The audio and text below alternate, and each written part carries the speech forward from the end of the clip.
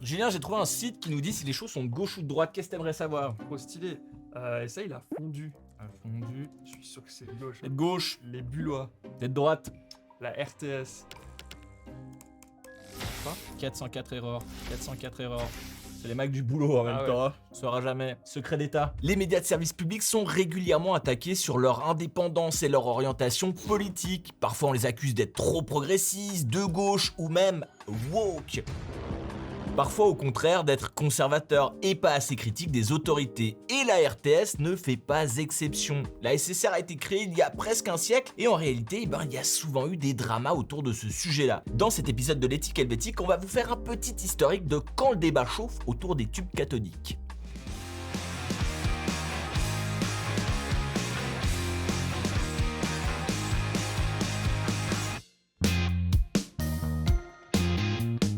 La création de la radio de service public suisse de la SSR, c'est 1931. On ne va pas trop s'attarder sur cette époque car c'est beaucoup trop éloigné de ce qu'on connaît aujourd'hui. L'entre-deux-guerres, une période très tendue politiquement, et sur les ondes, la parole politique est limitée pour éviter de favoriser un camp ou d'en crisper un autre. Il n'y a pas d'émission de débat politique et en réalité le temps d'antenne est assez limité. Mais ce qui est intéressant à noter, c'est que contrairement aux Français, aux Espagnols et aux Italiens qui ont vraiment une radio de propagande étatique, le modèle suisse se base sur celui de l'Angleterre qui fonde la BBC avec une charte déontologique pour ses programmes, ce qui en fait le premier service audiovisuel public. Donc on voit déjà une volonté suisse d'impartialité, sans doute liée au modèle fédéral. Mais bon, passons puisque très vite c'est la Seconde Guerre mondiale et que en réalité cette SSR devient quand même une radio au service d'objectifs politiques nationaux. Elle sert à défendre les intérêts de la nation face aux agressions extérieures et à la montée du fascisme et du nazisme qui s'opèrent chez nos voisins. En bref, la radio doit assurer ce qu'on appelle la défense spirituelle. C'est la guerre, on informe sur la situation internationale avec l'heure du soldat, on divertit avec le quart d'heure vaudois et on vous dit comment vous nourrir avec 2 radis et 20 grammes de farine dans la recette d'Ali Babali, une émission de cuisine en période de disette. Bonsoir mesdames, il s'agit d'une pâte à crêpes très simple, à laquelle vous incorporez de la pomme de terre râpée crue. Bon, on est pas mal en boucle sur la pomme de terre, ce n'est pas Top Chef, oubliez le homard bleu de Bretagne et la sauce yuzu, voilà, c'est ça la radio de service public quand c'est la mouise, ça ne s'excite pas en commentaire sur l'écriture inclusive ou la diversité de genre à l'Eurovision. Les mots d'ordre sont informer, cultiver, distraire, mais pas débattre. Non, dans ce contexte, il n'y a pas de place pour le débat d'idées sur les ondes, et ce jusqu'en 1945, où le forum de Radio Lausanne viendra changer la donne. C'est donc surtout après la Seconde Guerre mondiale que vont débuter les attaques contre le média de service public, et ce à cause de plusieurs phénomènes. Tout d'abord, l'apparition de la télévision. On est au tout début de la téloche, les pionniers comme Jean-Jacques Lagrange bricolent pour produire quelques heures d'émissions par semaine sur la télévision genevoise qui deviendra en 1954 la télévision suisse romande. Ici, la télévision genevoise, centre de mon repos. Bonsoir mesdames, bonsoir messieurs. Voilà, c'est dans cette pièce minuscule que tout a commencé. Dans cette partie-là, c'était le studio avec un grill et des projecteurs. 1 heure par jour, la poignée de passionnés possédant un poste, les geeks de l'époque, découvrent un programme qui met en avant Genève, son salon de l'auto ou encore ses rives. Les politiciens en fait au tout début, ils sont francs fous. C'est une belle carte de visite pour la région, certaines images sont même reprises aux États-Unis. Personne en fait ne sait vraiment ce qu'est la télé, ni comment en faire. Mais la TSR, dirigée par son directeur visionnaire Roger Schenker, va très vite rencontrer des oppositions. Et ceux qui sont contre, ce sont ceux qui travaillent à la radio, ainsi que leurs auditeurs, car ils pensent que la télé va leur piquer toute la redevance. Video kill the radio star. Bah oui, à l'époque, en fait, la guerre, elle se jouait en interne de la SSR. Bon, c'est surtout côté alémanique que ça grince. Et puis, il y a toute une série de rumeurs autour de ce nouveau média. Elle ferait tourner le lait des vaches, nuirait à la vue ou au cerveau et serait porteuse de messages subliminaux. Enfin, la caméra, elle est souvent rejetée avec virulence par les gens. La presse suisse d'après-guerre est en pleine transformation. Les titres, qui jusque-là étaient très politisés et vivaient du financement des partis et d'un lectorat d'abonnés sympathisants, vont devenir de plus en plus neutres et régionaux. Cette presse est de plus en plus financée par les annonceurs et la publicité. Adieu la presse d'opinion, mais il faut du pognon. Ainsi, en 1957, le lobby des éditeurs accepte de contribuer au financement de la SSR pour une somme annuelle de 2 millions, à condition que celle-ci renonce à introduire la publicité. Une clause qui prévaudra jusqu'en 1965. Bon, vous avez compris l'idée, les privés ont peur que la télé publique leur prenne des parts de marché. C'est aussi l'époque du lancement du Blick, copie du Bild allemand, et ça cartonne. Pour se vendre, en fait, la presse se boulevardise, devient plus sensationnaliste, plus nerveuse. L'information se simplifie, l'image devient reine, et les couteaux vont voler bas entre les différents médias. Le journal zurichois ne se prive pas de critiquer les émissions de la SSR ou de dévoiler des histoires sentimentales de ses animateurs et animatrices vedettes. Attention Tristan, il y a des paparazzis en bas qui vont capturer toutes tes histoires sentimentales. Enfin, à cette époque, on est au début de la guerre froide, et on traque les sympathisants communistes ou philo-communistes au sein de la radio et de la télé. Il y a quelques affaires d'employés limogés car trop proches du Parti du Travail, mais cela n'est rien comparé à ce qui va arriver. En fait, les vraies tensions, elles vont commencer à la fin des années 60. À la fin des années 60, la Suisse vit encore à l'heure du réduit national et cultive les valeurs traditionnelles. Mais bientôt, un petit vent libertaire se lève sur la Suisse. Pierre, 23 printemps. Butterfly, 19. Pose ce joint de hashish et cette cithare Butterfly. Cette jeunesse, en fait, elle veut changer le monde. La fin des années 60, c'est mai 68 et ses révoltes estudiantines et sociales. La jeunesse se soulève face au conservatisme des institutions et du vieux monde. On est contre la guerre, contre le service militaire, pour l'égalité des sexes, contre le modèle familial classique, contre l'église et pour une redistribution du pouvoir. Et on se balade cul nu dans les champs. Attention aux tics, quand même. T'inquiète, j'ai de l'antitique et j'en ai mis partout. Et ça, les partis conservateurs comme le PAB qui deviendra l'UDC et les libéraux ne vont pas apprécier. Surtout que ce vent nouveau, il va aussi souffler sur la TSR avec l'embauche de plein de jeunes pour faire de nouvelles émissions. Et ces jeunes, ils kiffent ce genre de pestacle.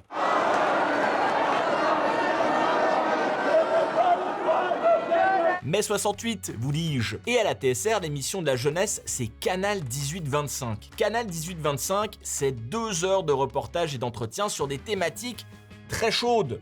Une des émissions qui va faire scandale, c'est celle sur l'émancipation de la femme, avec l'interview de Louise, 25 ans, qui s'en tamponne pas mal les coquillettes du mariage. Pourquoi faire ? Enfin, je veux dire, ça, c'est vraiment le genre de question que je me suis jamais posée, ça, c'est... Et deuxième audace, Louise prône la liberté sexuelle des femmes. Une des pulsions qui existent, c'est évidemment la pulsion sexuelle. Je vois l'amour libre. Je vois ce pilote d'avion qui quitte son avion parce qu'il n'a plus envie de le conduire. Eh bien, c'est l'avion qui tombe avec la femme et l'enfant. Personnellement, je préfère avoir mon couvert à moi qu'une cuillère qui a traîné dans d'autres bouches. Trop classe! L'émission sera censurée avant sa diffusion à cause de la dénonciation d'un ancien juge fédéral valaisan. La séquence ferait, selon ses détracteurs, l'apologie de l'amour libre et du concubinage. En fait, notre fameux avocat valaisan, qui n'aime pas prêter ses cuillères, va assez bien expliquer la doxa de l'époque. Personnellement, je regrette tout de même que, s'agissant de la promotion morale de la femme, on n'ait pas trouvé autre chose que de jeter en vedette une femme qui veut s'affranchir de l'obligation d'accomplir toujours son devoir.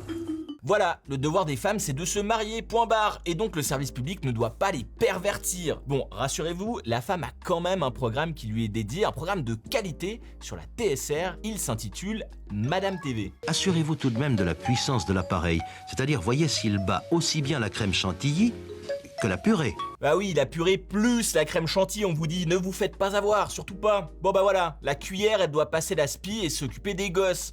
Avec tout ça, on peut comprendre qu'une partie de la jeunesse en ait eu ras la nouera. Et que cette jeunesse qui se retrouve aux commandes des émissions, elle veuille pousser le bouchon. On avait conscience d'être très provocateur. Faire une émission, entre guillemets, qui choque, mais pour la bonne cause. Pour plus de liberté, pour plus d'égalité. Et ça va devenir très très chaud au sein de la télé. Je vais vous la faire courte. En gros, il va y avoir un conflit ouvert entre une partie des employés et la direction accusée d'être à la botte des autorités bourgeoises. Ça va même déboucher sur une grève et des licenciements. On entre en régie durant ce super programme éducatif et on éteint tout. Le rideau sur l'écran et tombe. Le conflit s'exporte même dans la rue et les sympathisants de gauche qui manifestent se font matraquer par la police. Tension extrême, avec comme paroxysme l'incendie qui se déclare dans les locaux de la télé et qui rend tout le monde parano. Finalement on apprendra, et ça c'est bien avant le scandale des fiches, que de nombreux collaborateurs de la TSR étaient sur écoute, voire même sujet à des filatures de la part de la police. C'est fou, les autorités tentaient de débusquer des fauteurs de troubles, les potentiels révolutionnaires. On bafoue l'état de droit au carré. Au final, c'était une tempête dans un verre d'eau, et pas la guerre froide. Non, les gauchistes n'avaient pas fait de camp d'entraînement à Cuba, et n'avaient pas d'uranium-235 dans leur bac à légumes. Non, c'est pas vrai! Mais c'est super ça! L'histoire des licenciements va être formatrice pour cette télé qui vit sa crise d'adolescence. Ça va montrer au personnel qu'on ne peut pas faire tout ce qu'on veut, comme faire croire au public qu'une soucoupe volante atterrit à Air-la-Ville, provoquant la panique. Ouais, si on faisait ça aujourd'hui, je pense qu'on est viré. On fait bien croire aux gens que t'es dans un bureau trop stylé alors qu'en vrai on est dans une zone industrielle à 100 salles. Sans salle de bain. Il y a des réalités, des équilibres et des règles à respecter sur le service public. De l'autre côté, ça va montrer à la direction qu'elle ne peut pas non plus faire ce qu'elle veut et que son rapport au camp conservateur, aux élites économiques, médiatiques et politiques, est problématique. Car oui, c'est bel et bien Berne qui tirait les ficelles. René Schenker l'avouera à demi-mot 30 ans après les faits. Je ne sais pas si aujourd'hui vous pouvez nous dire les raisons de ces licenciements, parce que probablement il ne s'agissait pas que de problèmes de programme. Je pense que à peu près 30 ans après les dates, parce qu'il n'y a pas qu'une date, les dates où ça s'est passé, on peut dire que c'est tombé dans le domaine public. Non, je pense qu'il y avait eu trop de personnes, de services, d'autorités en cause pour que je puisse le faire et vous dire voilà textuellement ce qui s'est passé, sans que la justice reprenne l'histoire. Mais vous pourriez nous raconter ce qui s'est passé en quelques mots? Non, parce que je mets en cause les autorités politiques du pays. Bon, mais outre ces deux camps, il y avait des gens quand même plus raisonnables. Et celui qui résume bien cet entre-deux, c'est une des grandes figures du journalisme roman et qui nous a quittés il y a quelques mois. Claude Torasanta. De la part de la direction générale, à Berne, de la part des milieux politiques, j'étais considéré comme un gauchiste, entre guillemets, comme quelqu'un de contestataire, me reprochait d'être trop critique à l'égard de la société. De la part des gauchistes, j'étais considéré comme un allié de la direction. Torasanta, il va marquer le journalisme à la TSR et ça ne va pas toujours plaire. La télévision, encore marginale dans les années 50, devient incontournable à la fin des années 60. Désormais, un foyer sur deux en possède une. En 1969, tout le monde est devant son poste pour voir le premier homme marcher sur la Lune. Ou Inoxtag en 2024 qui marche sur l'Everest.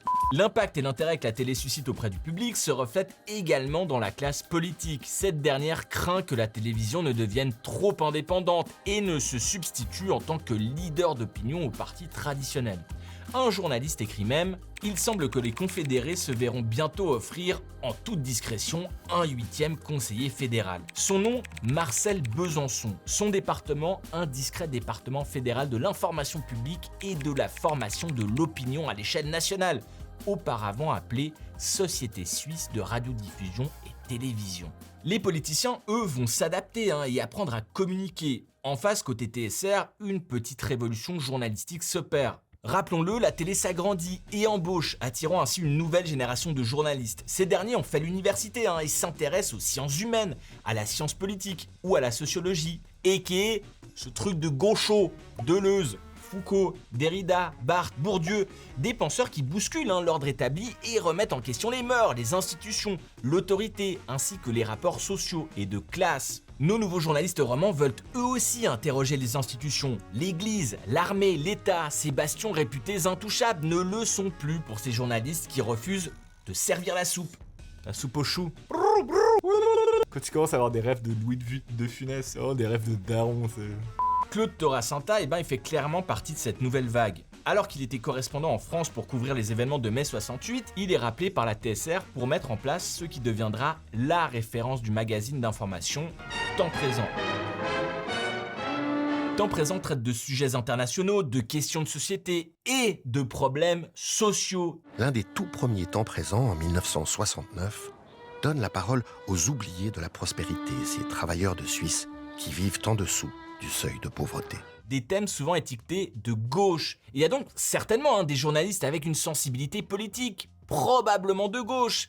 Mais ces derniers en sont conscients et pour éviter qu'on ne le leur reproche, redoublent d'efforts pour être les plus impartiaux et irréprochables possibles dans leur travail. L'exemple typique, je trouve, c'est l'émission sur l'homosexualité, dans lequel Jean-Pierre Goretta a fait les interviews avec la délicatesse et la finesse qui était la sienne, et Torasanta lui avait dit « Tu ne me prends pas des folles, hein, tu me prends que des gens qui sont exactement comme vous et moi. » C'est une chose dont on ne parle jamais. C'est ce qu'explique en substance le professeur de l'histoire des médias, François Vallotton. En fait, le journaliste, il se professionnalise. Désormais, la TSR dispose de rédaction. Les journalistes ont des postes fixes et reçoivent des formations. Un élément important, depuis 1964, en fait, la TSR a inscrit la notion d'objectivité de l'information dans sa concession. Et en 1965, le Centre roman de formation au journalisme est créé. Avant cela, en fait, les journalistes, c'était un peu considérés comme des saltimbanques payés à la pige et dont la déontologie pouvait parfois être un peu so-so. Désormais, ça va être plus quali et plus chaud et temps présent, et ça va souvent faire péter les plombs. Et ça va péter! L'émission met en lumière des petits arrangements électoraux entre copains dans une commune valaisanne par exemple, ou les magouilles dans les clubs de foot valaisans aussi. C'est compatible donc non, ça ne fâchez pas le sens. Personne n'y échappe, et apparemment surtout pas les valaisans. Le coût d'une campagne comme celle-là s'élève à plusieurs milliers de francs. Ça, naturellement, je ne vais pas vous dire tout ce que je gagne parce que je suis président. Les petits trucs à côté, ce qu'on m'offre, vous avez lu les scandales du Watergate et tout ça, ici c'est tout à fait la même chose.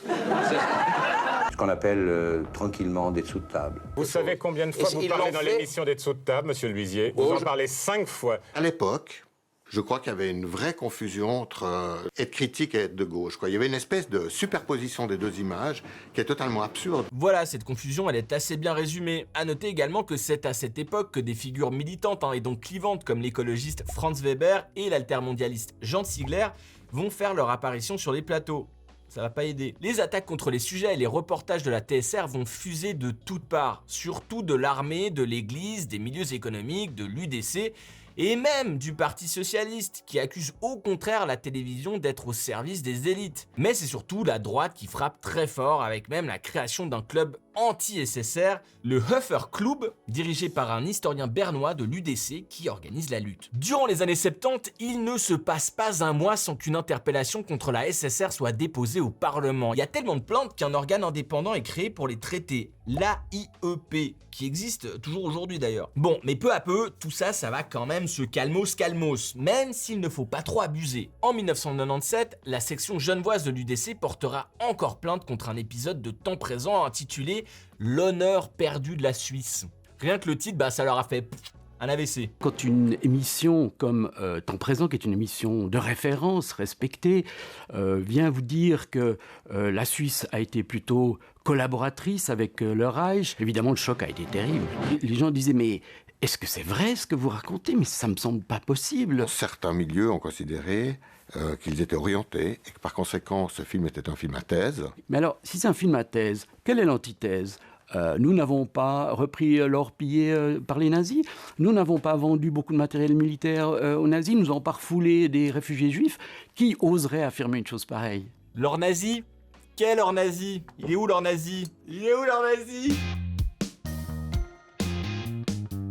Bon, je le disais, au fil des années, le climat va peu à peu s'apaiser. La télé s'impose dans le quotidien des gens, les émissions font des scores soviétiques, sans mauvais jeu de mots, les politiciens commencent à comprendre comment ça marche, et les journalistes ont désormais du recul sur la façon de faire de l'information. Il faut dire que post-68, le documentaire télévisé en France va connaître une éclipse d'une dizaine d'années parce qu'on sort de l'ORTF de De Gaulle. Et bien, pendant ce temps-là, la Suisse rafle tous les prix en matière de qualité journalistique, notamment justement grâce au fameux Temps présent. Mais un changement majeur va arriver un peu partout en Europe et aux États-Unis dans les années 80, la libéralisation des médias de service public. Ronald Reagan, Margaret Thatcher, des conservateurs sont de retour, les théories néolibérales gagnent du terrain avec comme mot d'ordre « il y a trop d'États partout » et notamment l'information doit faire partie du libre marché. À l'image de la France qui ouvre sa concession et vend TF1 au privé, en Suisse, le service public n'aura plus le monopole et la concurrence va être de plus en plus acharnée. Bon, c'est quand même normal dans une démocratie d'avoir de la concurrence. Avec cette nouvelle doctrine arrivent parallèlement des moyens techniques, le satellite, le câble, et tout cela va changer la donne. Pour la TSR, la concurrence est là, Antenne 2, Canal+, TF1, elle va surtout venir des chaînes étrangères, et elle va être rude. Tout le monde va se battre pour avoir les meilleures audiences et faire rentrer du cash, car oui, la SSR est financée à environ un quart par la publicité. Les cervelas à partir de 2 francs 99. C'était les un quart de publicité pour financer cette émission, désolé. Cette course aux chiffres va donc forcément avoir un impact sur la stratégie et la ligne éditoriale. Sur les chaînes européennes, l'info devient de plus en plus sensationnaliste. On le voit avec le début de la guerre du Golfe qui devient un conflit médiatique. Les journalistes sont embarqués à bord des chars de l'armée américaine. La guerre froide est terminée, mais la guerre de l'information ne fait que commencer. Côté divertissement également, c'est le début de la télé-réalité et de ce genre de programme à forte audience. J'espère qu'il n'y aura jamais de reality show sur la télévision suisse romande. Ce que je leur reproche, c'est de confondre information et spectacle et de ne chercher qu'une seule chose, c'est l'audience à tout prix, parfois en manipulant les gens qu'ils utilisent dans les émissions. C'est à ce tournant que le tout-puissant Claude Torasanta, devenu la figure incontournable de la lucarne des romans et le grand chef de l'information, décide soudainement de se retirer de ses responsabilités. C'est la fin d'une époque. À mon sens, ce qui arrive aux médias, c'est encore Bourdieu, oui, encore lui, qui le résume le mieux. Pierre Bourdieu écrit « On dit toujours, au nom du credo libéral, que le monopole uniformise et que la concurrence diversifie.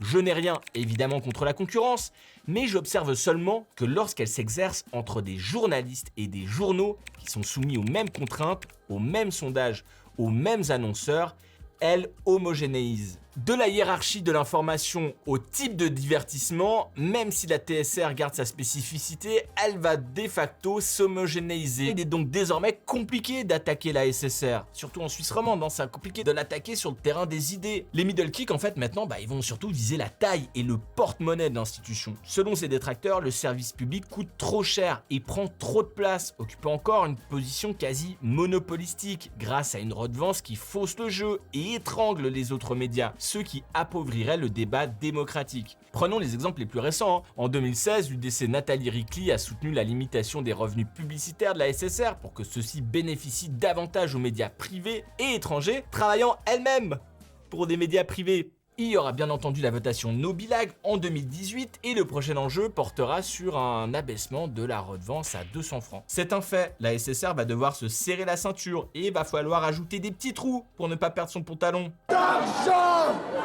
D'argent!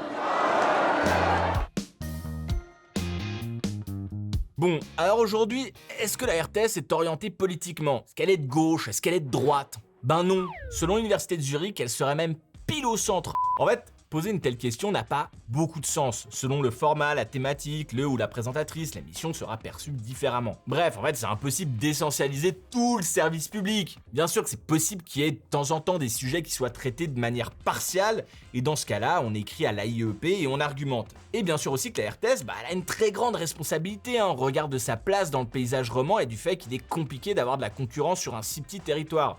Qu'elle se doit d'être particulièrement irréprochable. Oui, mais le wokisme et les commentaires sur les réseaux de la RTS, eh bien, si on y réfléchit bien, il y a un air de déjà-vu. La TSR a connu la révolution de la télé et des mœurs. Nous vivons une autre révolution, celle des réseaux sociaux. Et d'autres mœurs, de facto. La question est de savoir s'il y a un projet politique de la part de la RTS, de sa direction ou d'un groupe d'employés, comme au plus fort de la crise. Ou est-ce qu'il n'y en a pas ? Spoiler, la réponse est non. Les chercheurs font régulièrement le même constat. En fait, c'est en réalité l'évolution de la société qui influence le service public, et moins l'inverse. Ce n'est pas la TSR qui a engendré mai 68, mais mai 68 qui est entré à la TSR. François Vallotton écrit « À y regarder de plus près, on peut constater que si les médias concernés évoluent évidemment au cours de la dite période, c'est surtout la société et la manière de considérer les médias qui changent. Et si on poursuit la réflexion bourdieusienne, à l'ère des réseaux sociaux, où la concurrence est plus féroce que jamais, où la publicité est captée par des grands groupes étrangers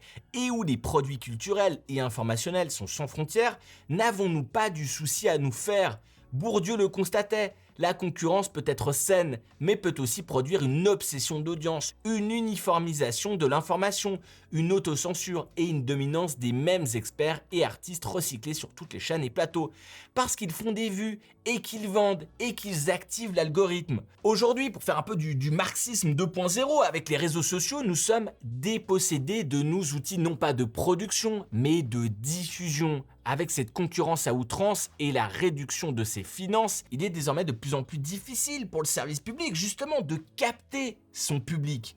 Et ça, c'est un véritable enjeu démocratique. Et vous, qu'est-ce que vous en pensez des attaques contre le service public? Legit ou pas legit? Et comment vous le voyez à l'avenir, cette RTS, cette SSR, ce service public? Vous écrivez en commentaire. Que la couleur soit... Mesdames, Messieurs, la couleur est présente sur les écrans et vous le voyez dans ces fleurs magnifiques offertes par le Conseil fédéral.